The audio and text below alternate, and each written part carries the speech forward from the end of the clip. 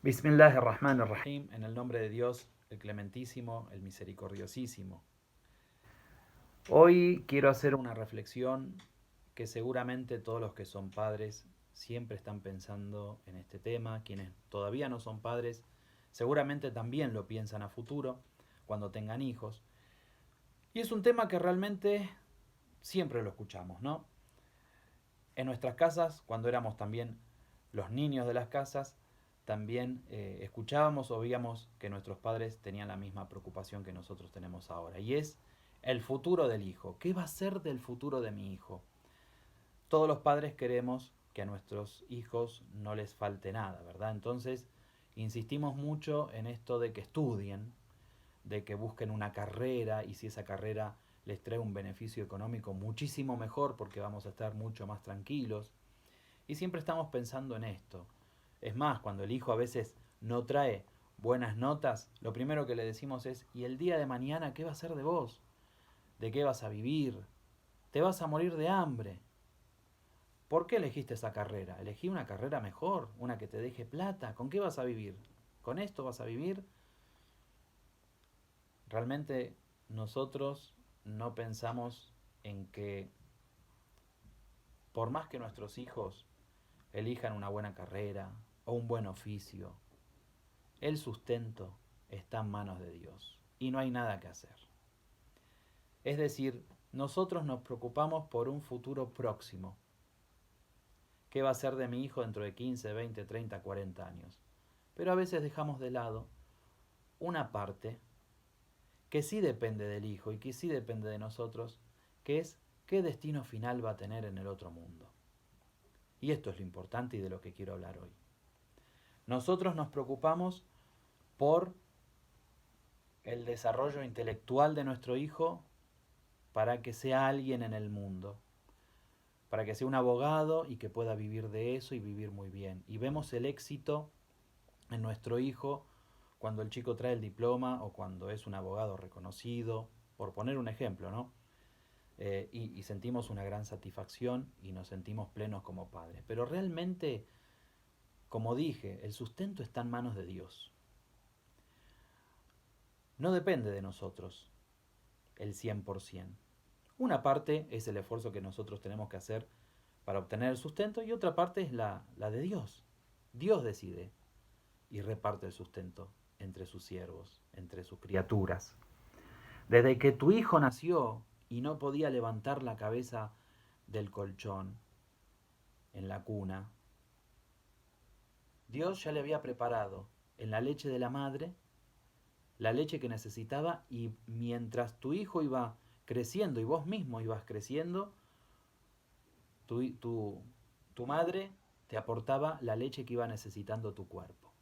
Iba cambiando, iba modificándose desde el calostro, etcétera, etcétera. Es decir, que desde ese momento donde vos no podías hacer nada, ya tu sustento diario estaba asegurado. No quiero decir que no hay que trabajar, no hay que estudiar y hay que esperar que venga todo del cielo. No, no, no, el hombre debe hacer su esfuerzo, por supuesto. Lo que digo es que a veces los padres exageramos esta parte que en definitiva termina definiéndola Dios, Allah, y no nos preocupamos por una cuestión que depende de Dios. Perdón, que depende del ser humano, que depende de nosotros mismos. ¿Y esta cuestión cuál es? La cuestión de la otra vida. El destino de la otra vida ya depende de tu hijo. Y para que tu hijo triunfe, vos lo tenés que guiar. Vos lo tenés que llevar de la mano, desde chico. ¿Cómo es esto? Nosotros nos preocupamos tanto por el sustento de nuestro hijo, por el estudio, por el título, pero a veces no nos preocupamos por enseñarle a hacer el salat, el rezo, porque rece, porque ayune. Y en definitiva, eso sí va a definir el futuro para él, pero no el futuro de acá 30, 40, 50 años, el futuro eterno de tu hijo. El futuro eterno de nuestros hijos no está en la carrera que elijan. Está muy bien insistirles en que elijan algo para hacer y que sean buenos en lo que hagan. Pero a veces nos preocupamos nosotros realmente porque nuestros hijos sean grandes creyentes. ¿Le enseñamos el rezo a nuestros hijos? ¿Rezamos en comunidad dentro del hogar? Yo creo que a veces los padres nos preocupamos demasiado por la parte material y muy poco por la espiritual. Y la espiritual es 100% responsabilidad de los hijos el día de mañana y nuestra en lo que es la guía. Y si nosotros vamos al Sagrado Corán, que también deberíamos todos trabajar mucho con nuestros hijos para que aprendan la lectura del Sagrado Corán y la reflexión en el Sagrado Corán. Si nosotros, por ejemplo, vamos a los consejos que le dio Luqman al hijo. Luqman al hijo no le dijo, ya Bunei, oh hijito, anda a la universidad porque si no el día de mañana te vas a morir de hambre. Le dio otro tipo de consejos que vamos a leer en Suratul Luqman, justamente. Y el primer consejo que le da, fíjense, dice la ley número 13, y cuando Luqman le dijo a su hijo aconsejándole, hijo mío, no asocies nada ni nadie con Allah, pues hacerlo es una enorme injusticia. Lo primero que le recomendó no es andar a la universidad, aprender un oficio. La unicidad divina. Sé un verdadero monoteísta.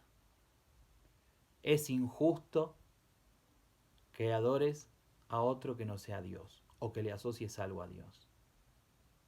Es una verdadera injusticia, dice. Le enseña la creencia. Y la creencia primordial es el monoteísmo. El segundo consejo que le da, le dice, en unas aleyas más adelante, hijo mío, establece la oración, ordena lo reconocido, prohíbe lo reprobable y ten paciencia con lo que venga. Es cierto que eso es parte de los asuntos que requieren entereza. Lo segundo es la práctica, establece la oración. Y eso es algo que lo tiene que aprender en la casa. Nuestros hijos nos observan todo el tiempo. Si yo quiero que mi hijo rece, yo tengo que ser el primero en rezar. Si quiero que mi hijo observe el horario de la oración, yo tengo que rezar el horario. Invitar a mi hijo a que rece conmigo. Motivar a mi hijo para que establezca el rezo cuando ya es más grande. Y establecer el rezo y hacer el rezo tiene una diferencia que ahora no tenemos mucho tiempo para explicar, pero dicho así muy rápidamente, establecer el rezo es hacer una bandera del rezo. Que en la casa se rece en comunidad, que el horario del rezo se establezca, que siempre se respete, que cuando suene el adán se vaya a rezar. Es decir, darle mucha importancia al rezo. Entonces, acá Luqman le dice, hijo mío, establece la oración. Es muy importante. Importantísimo. Lo primero que le enseña, lo primero en lo que lo aconseja es el monoteísmo. Y lo segundo, llevar ese monoteísmo a la práctica, la oración. Y lo tercero, bueno, le dice otras cosas, ¿no? Ordenar el bien, prohibir el mal.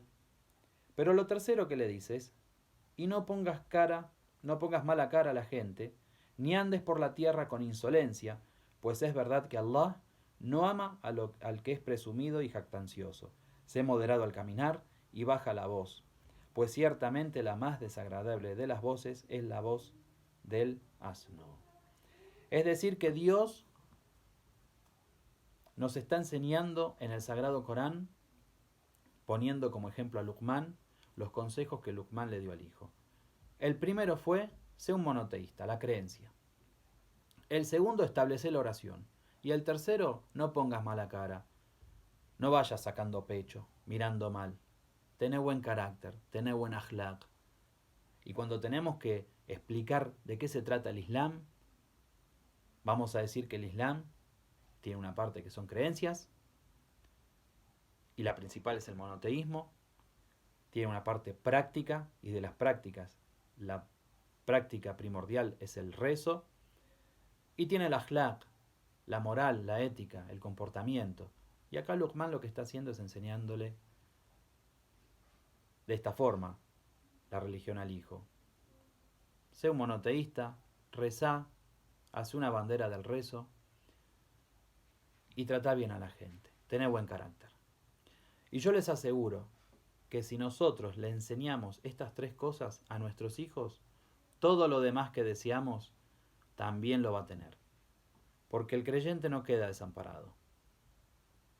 Eso por un lado. Y segundo, porque enseñándole a tener un buen comportamiento, tampoco le va a faltar lo material.